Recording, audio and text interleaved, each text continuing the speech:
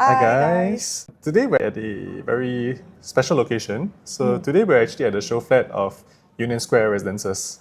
Yeah, we actually thought it'd be quite fun to do a video here.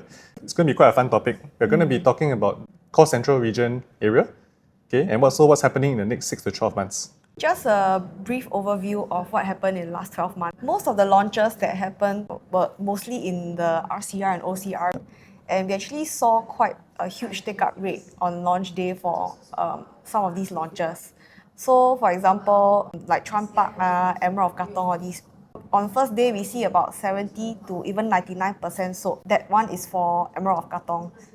So the demand has been pretty buoyant, and I think everyone's very hyped up for all these launches. So with all these already launched, upcoming we have more towards the CCR side. The interesting part is likely what's going to happen. Will demand still be strong? I think these are things that we want to talk about. Yeah, in general, we've seen a lot of the projects have quite a good take-up rate. Okay, so a lot of the projects at the Orie, Norwood Grand, Nava Grove, they're scattered across the OCR and RCR region. With this take-up, there's nothing quite much in the next 6 to 12 months, especially in the OCR and RCR. Actually, recently, just last week, we had Bloomsbury Residence, as well as One Marina Gardens launch. Yeah, so Bloomsbury is in the RCR 358 unit project. One-off also hasn't had very big land size project in a very long time. Okay, 358 units is kind of a mid-size project. So that's one of the few RCR developments. Probably the next major ones are at Arena East Residence. So that's more of a smaller development, 107 units. And I would say the biggest OCR project that we have left for the year would actually be at Springleaf Residence. Actually, Gokoland will be launching that plot, which will be the first big GLS in the Springleaf area, especially since we also saw most of the developments were in the Lentor area. Yeah. Talking about this in a bit more detail later. So we actually have around 13 to 15 launches in the District 9, District 10, as well as the downtown core area. If we look at District 9 first, we have launched at Orchard Boulevard. Okay, so I think this plot is quite exciting because there has been a plot launch here since, I think, Boulevard 88, as well as 3 Orchard by the Park. Yeah. Also Park Nova. Yeah, Park Nova, of course, that one is a super luxe project. So caters to a bit of a different set of buyers. Yeah, but this one will also be quite exciting because, just a short walk, you're at Orchard Ion as well as Wisma area. River Valley, or specifically the Great Wall City area, it's also quite exciting because there will be 2 plots in Zion and 2 plots along the River Valley stretch, specifically around Great Wall itself. And especially for the Holland lovers back in District 10, we also have one more project by UOL and CapitaLand that's right next to One Holland Village. Yeah, so I think that'll be quite interesting as well because lifestyle-wise, Holland Village is quite a favourite spot for a lot of especially the Bukit Timah crowd, essentially. So besides that, I think one interesting project we have is the Robertson Opus. I think that is the only 999 years leasehold amongst these 13 to 15 projects. So for freehold lovers, this is something that you probably really want to consider. And other than that, we also have Orie, which already launched. The last launch around the area is City Gate. South Beach Residence also, but that one's also a very super luxe project as well. Yeah, the selling point is the view, I think, of the river and the waterways. Exactly. Yeah. Other than that, something interesting is W Singapore, another branded residence that is in the Shenton Way CBD area. We also have Newport Residence. They were supposed to launch about 1.5 to 2 years ago. Yeah, but I think that time I remember the government launched 60% ABSD. Then they actually decided to hold off launching. This also is one of the rare freehold plots, so I think they are being a bit strategic on when they want to launch. So we'll know a bit more information a bit later on. Yeah, this is the old Fuji Xerox building actually. Exactly. Yeah. So we also have the last plot in Keppel area. For those people who love Keppel Bay especially, the Keppel Bay lifestyle. Okay, of course, Vivo City is very nearby as well. Well, of course, I think we saw Reef at King's Dock, Corals, also, they sold pretty well. This plot will also be quite exciting for people who are a fan of the area. Yeah. Before we delve into all these launches, I think we want to talk about one of the latest news, whereby the Bayshore plot, that is right, the MRT station, has been awarded to Singhai E. Okay, at 1388 PSF per plot ratio. So out of these, there are actually 8 bidders who bidded for this plot of land, which shows that there's actually a healthy take-up rate, there's healthy demand from developers.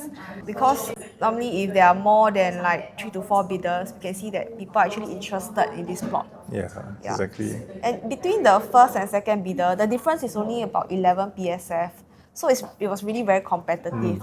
Why do you want to talk about this is later we will compare because at this price it's actually a record-breaking PSF for OCR. So that means in the future they probably have to launch at record-breaking prices as well. Yeah, I think it's quite scary. Right? Most people associate this price point with the prime Katong area, right? Along maybe projects along Tanjung Katong Road, for example. Yep. Yeah, we see areas like the Amber Mayor side especially. Yeah. But of course, if we just based on the land price of 1,388 per square foot per plot ratio, just to give you some context of what they might launch at when they actually launch, probably third quarter next year. If we look at Emerald of Katong, because this land is also harmonized plot of land, the developer actually won this plot at 1,069 per square foot per plot ratio. Okay, so if you take a look at some of the prices transacted, okay, they've actually hit as high as $2,983 per square foot. Okay, so I mean in general the launch date average around 2007. Okay, but of course the highest PS price point is hit up to 2009. With Singhai winning the land around $300 more per square foot. Yeah, and it's in OCR somewhere. And it's further down east coast. This would probably indicate that it might start from 2008 per square foot, possibly ranging even up to 3002 to 3003, perhaps for higher floors, better views, those potentially having sea views as well. So nobody really thought that this price point would actually happen in OCR and especially the Bayshore area, but this is going to happen next year. Yeah, so I think we're in very exciting times. To give you some context, if you look at the recent launches, like those in RCR, like what we mentioned, EOK for example, already crossing 2.9, and even the Orie, that one is RCR, crossing 3,000 PSF. So never did we imagine that somewhere in Bradel, you can actually achieve 3,000 per square foot, but it has already been transacted. People are fan of RCR localities, especially recently. Yeah, so 3,000 in the OCR, is it very far-fetched? Potentially it may not be because RCR has already achieved such pricing. Even for example, A at BT, this is the one at Beauty World. Yep. Okay, also has crossed 3,000 per square foot. And I think the exciting one we want to look at is Jayden, which was the OJ Cube. Yeah. Okay, that one is in OCR but also already crossed 2008. Yeah, and this was about 1.5 years ago already. And they've already hit as high as $2,832 per square foot. Yeah, which means people actually accepted such pricings already. Yes, for Jurong, and also given this is non-harmonized land. Yeah, so I think probably, what people will be asking in the pipeline in the next 6 to 12 months, we actually don't have that many projects in the OCR or RCR, and a lot of them are actually focused on the CCR region. Okay, specifically, let's say if, again, reference the Bayshore land price of 138 per square foot, if we take a further look at maybe the more exciting plots, or rather the ones that a lot of clients are asking us about. Okay, if we see Zion Road, Parcel A, okay, this land plot was bid by CDL. And if you take a look at the land price, a lot of people are very surprised because this land was actually won at 1,202 per square foot per plot ratio. Yeah, so it's around $180 less than Bayshore. Yes. Yeah, land pricing wise. Yeah, even if you look at Parcel B, the highest bid one was at 1,003, also lower than Bayshore. Even for River Valley Parcel A and also I think Holland Drive, both at 1,325 and 1,285. So actually all these CCR projects bidded for the land and were awarded lower than what Singhai has paid for Bayshore. Yeah. Of course, we're not saying that just because the developers here bid lower, it doesn't necessarily mean that they will also sell lower. Yeah, I think all the developers are probably also monitoring the market, monitoring each other, okay, and monitoring also the land bids, right? So for example, they would have probably seen that Singhai bid this land price over there. Yeah, I think for yourselves as consumers, or even for ourselves, we are also consumers, right? As well as agents. But if next year, third quarter, they actually do launch at Bayshore hitting around 3,000 plus, the developers also will be wondering, what should I price at? Yes.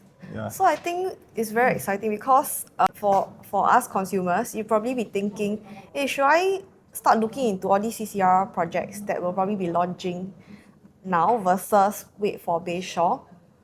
okay, which could potentially be at a higher price Yeah. or similar pricing. Even if it's similar, will it make more sense to then consider the existing upcoming CCR projects? Yeah, so I think for developers, if they're going to launch around the same time, and also we have so many in the CCR, right, will they also be able to think, should I price my pricing more competitively so that they don't lose the buyers to other developments instead? Yeah, so with that, will then consumers be able to stand to gain if they are able to pass such savings to the consumers? Yeah, I think this one we'll only know when the actual launches come. Okay, Yes. and also we have to see the market sentiment at that time. Yeah, it could be another scenario, for example, like what happened at the end of last year, whereby we had 6 launches happening concurrently over a couple of weekends, like Nava Grove, Trump Park, EOK, and all these. Yep. So we see where the market was really hyped up, and that's where they were able to achieve 70, 80, 90 over percent sold on launch day. Yeah, so will a similar scenario happen for the CCR projects also? I think these are some things we are excited to know about as well. Yeah. Yeah. So, but I think as enticing as this sounds, we also did have some clients who have been asking about this, but somehow there is still a bit of that resistance to enter CCR for some reason. I think probably Yeah. most of it has to do with sometimes, you see headlines on the news, right? A lot of biggest losses in terms of profit margin, right? Yeah. Is actually a lot of them you'll see in Sentosa, for example, right? Or even some projects in Orchard area actually have the biggest losses in the whole of Singapore. Yeah. Yeah, and I also think traditionally people will associate CCR with high pricing. So to consumers, they may think that the barrier of entry is pretty high. So I think all these we want to address in our next video. So do stay tuned to part 2 of this video, and then we'll share more about that. Yeah. See you in our next video. Bye-bye. Bye.